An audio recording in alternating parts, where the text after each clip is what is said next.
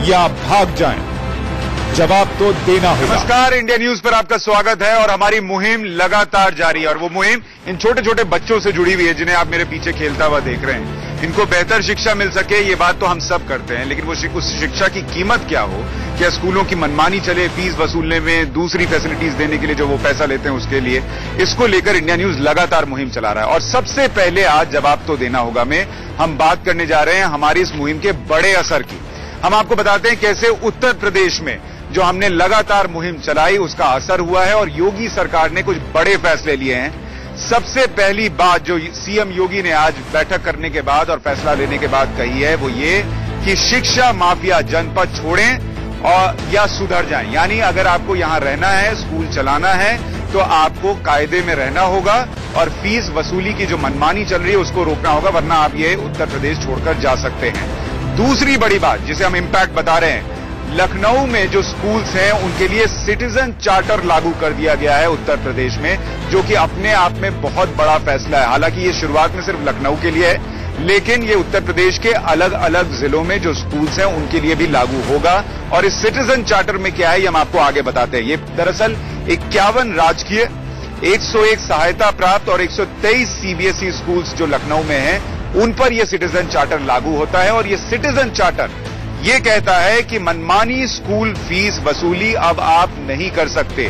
Schools जितनी भी fees वो चाहते थे बढ़ा लेते थे, अब ये नहीं हो पाएगा। ये बहुत बड़ा असर है, इम्पैक्ट है इंडिया न्यूज की इस मुहिम का। दूसरी बात सरकार कह रही है कि जो शुल्क सरकार निर्धारित करेगी वही स्कूल्स को वसूलना होगा। आप कोई भी शुल्क ले लें, कोई भी फीस लगा दें, एनुअल डेवलपमेंट फीस या कुछ भी कर दें, ये नहीं होगा। सरकार ये शुल्क तय करेगी और आपको यही वसूलना होगा, यानी स्कूल्स को यही वसूलना होगा। ये एक और बड़ा इंपैक्ट है। फीस स्ट्रक्चर जो स्कूल्स रखेंगे उनको जस्टिफाई करना होगा। ऐसा नहीं है कि एक स्कूल में 1.5 लाख की फीस ले रहे हैं, किसी में 50,000 की और किसी में 80,000 की।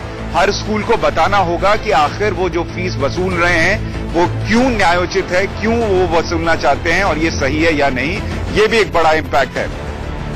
स्कूलों में छापेमारी होगी, यानी अगर स्कूल्स जो कह रहे हैं या जो नियम लागू हो रहे हैं उसको वो ठीक से पालन कर रहे हैं या नहीं, इसको लेकर समय समय पर छापेमारी होगी ताकि पता चल सके कि स्कूलों की मनमानी रुक रही है या नहीं रुक रही है। इसके अलावा स्कूल टीचर्स का जो वेतन है और सुविधाओं को जोड़कर बच्चों की संख्या से उसे भाग दें और उस हिसाब से फीस वसूलें। ये भी इस नियम में सिटीजन चार्टर में कह दिया गया है। यानी मनमानी फीस नहीं चलेगी, आपको जितनी सैलरी देनी है टीचर्स को और जो बाकी आप सुविधाएं दे रहे हैं उनको जोड़िए और बच्चों की संख्या से डिवाइड करके उतनी फीस ले लीजिए, इससे ज्यादा नहीं चलेगा।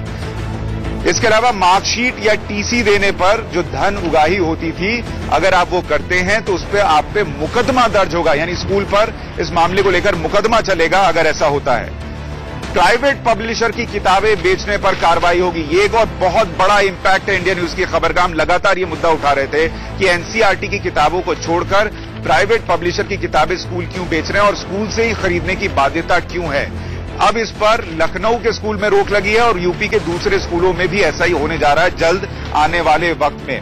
री एडमिशन के लिए कोई चार्ज नहीं होगा, ये भी सिटीजन चार्टर में कह दिया गया है। एक और बड़ा इंपैक्ट, मनमानी करने वाले निजी स्कूल प्रबंधन पर एफआईआर दर्ज होगी, यानी सिर्फ चेतावनी देकर नहीं छोड़ा जाएगा। अगर शिकायत मिलती है तो इन स्कूल्स के खिलाफ, प्राइवेट स्कूल्स के खिलाफ एफआईआर दर्ज होगी, बाकायदा मामला चलेगा।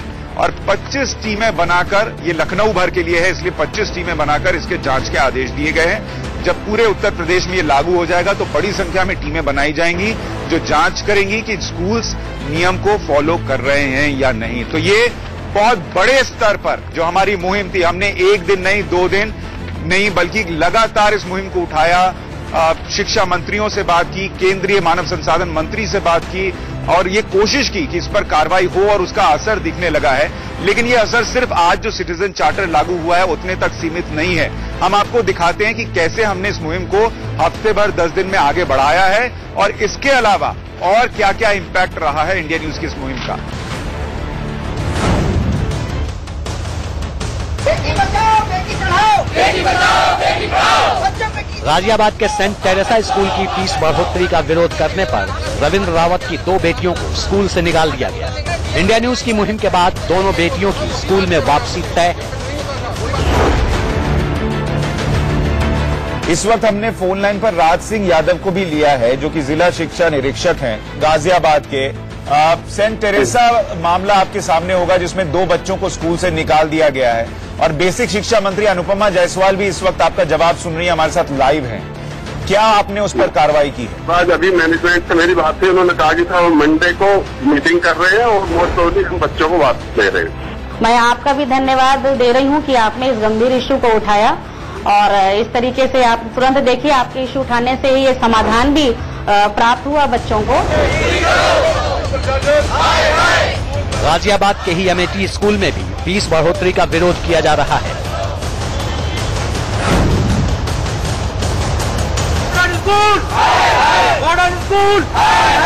फीस बढ़ोतरी से लेकर तमाम दूसरे मदों में उलूल जुलूल इजाफा के खिलाफ इंडिया न्यूज की मुहिम ने बच्चों के माता पिता को भी जागरूक किया है।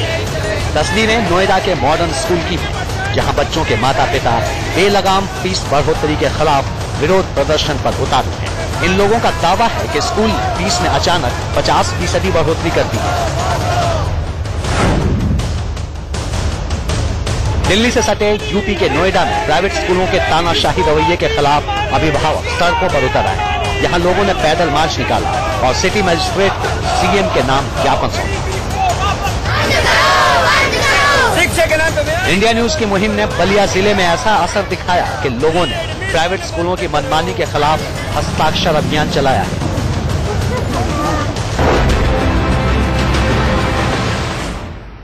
तो ये हमारी मुहिम है जो बीते कुछ वक्त से लगातार जारी है और हमारी कोशिश है कि सिर्फ उत्तर प्रदेश नहीं बल्कि देश के अलग अलग हिस्सों में जो स्कूल्स चल रहे हैं, जो माँ बाप की परेशानियां हैं, वो सरकार तक पहुंचे और सरकार सिर्फ ये कहकर न टाल दे कि हम इस पर काम करेंगे, बल्कि हम लगातार उनसे सवाल पूछ रहे हैं कि आपने कहा था ऐसा होगा और उनकी जवाबदेही तय की जाए। और एक और चीज देखिए, मेरे पीछे एक छोटी सी बच्ची है, इसकी टी शर्ट में लिखा है डू वॉट यू वॉन्ट। अब ये स्कूल्स के लिए लागू नहीं होता कि जो उनकी मर्जी आए वो करेंगे, बल्कि इस पर लगाम लगेगी। और हमारे साथ कुछ पेरेंट्स जुड़ रहे हैं जिनका दर्द जो है वो हम लगातार इस मुहिम के जरिए सामने रख रहे हैं, जो बताएंगे कि वो सरकार से क्या चाहते हैं। आपके बच्चे किस स्कूल में और आपकी क्या मांग है सरकार से? मेरा बेटा डीपीएस नोएडा में पढ़ता है। मांग ऐसा कुछ नहीं है, अगर सिर्फ ये पढ़ाई के बारे में हो तो अच्छा है, बट ये अगर पैसा बनाने की मशीन है तो ये गलत है। कितनी फीस आप दे रही हैं? कितने बच्चे पढ़ते हैं वहां पर? वहाँ पे मेरा एक बेटा पढ़ता है और उसकी फीस कितनी? पिछले साल तक मैं हर 3 क्वार्टरली फीस वॉज 19,000 रुपए एक 3 महीने का आप दे रही हैं? महीने का दे रहे थे। इस बार वो बढ़ के 21,000 रुपए हो गई है। तो सर आपको बताया गया ये फीस क्यों बढ़ी है?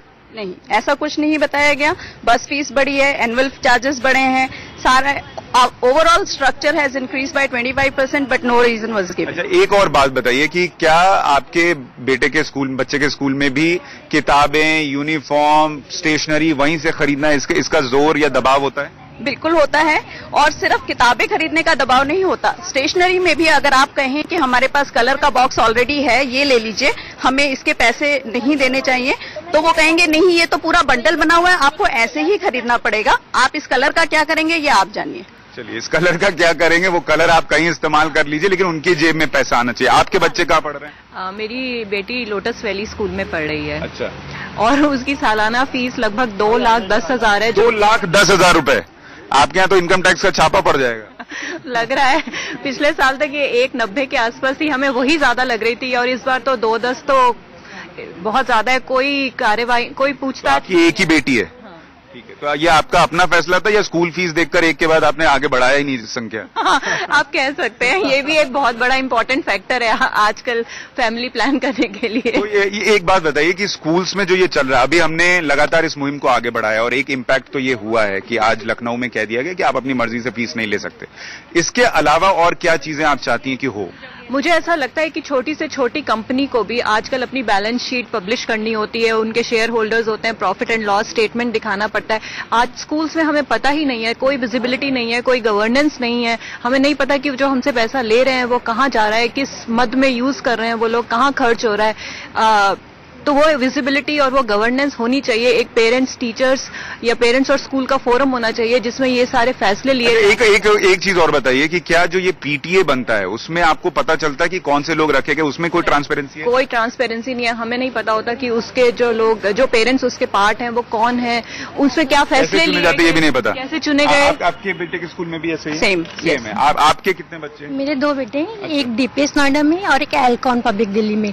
जो मैंने डीपीएस में फीस दी है उसको 57,000 उसको एनुअल फी क्वार्टरली दिया, और जो दिल्ली पब्लिक एल्कॉन में पढ़ता है उसकी सिर्फ 27,000 गई है। इतना फर्क है, वो 12th में और वो 5th में। अच्छा, तो क्या है आपको जब दोनों बच्चों को आप देखती हैं तो ऐसा लगता है कि ज्यादा फीस वाला ज्यादा कुछ बेहतर करेगा जीवन में?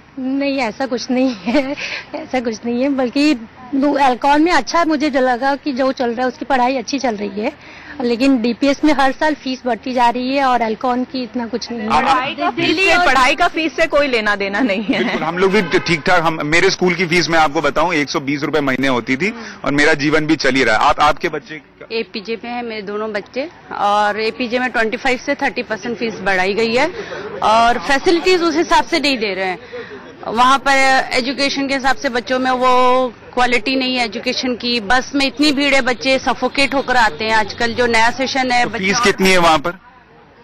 37,000 for a quarter we have paid. एक क्वार्टर के लिए 37,000। आप सबके बच्चे भी इसी एपीजे नोएडा में ही है? हाँ जी, तो सबकी यही समस्या है? बिल्कुल। अच्छा, एक बात और बताइए, क्या वहाँ पर स्टेशनरी, किताबें, ये सब वहीं से खरीदनी पड़ती है? It was mandatory to purchase from the school only. आप में से कोई कहता है कि हम बाहर से खरीदेंगे?